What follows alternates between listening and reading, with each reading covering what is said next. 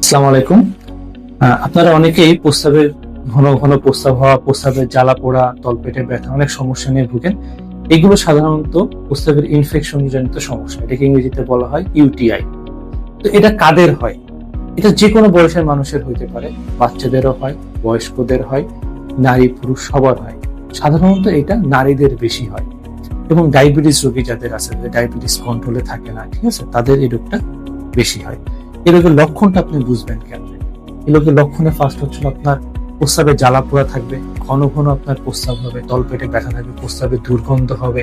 বাচ্চাদের হলে সেক্ষেত্রে বাচ্চারা প্রস্রাব করার সময় কান্নাকাটি করবে। প্রস্রাবে সাদা অনেক কিছু দেখবেন যে সাদা সাদা কিছু প্রস্রাবে আপনার বের হচ্ছে। ডায়াবেটিস রোগীদেরও ক্ষেত্রে এরকম একই সমস্যা হবে, যারা প্রস্রাব ক্লিয়ার করতে পারে না, প্রোস্টেটের সমস্যা থাকলে ঘন ঘন প্রস্রাব হচ্ছে, প্রস্রাব আটকায় আটকায় হচ্ছে, তাদের এই সমস্যাগুলো বেশি হয়।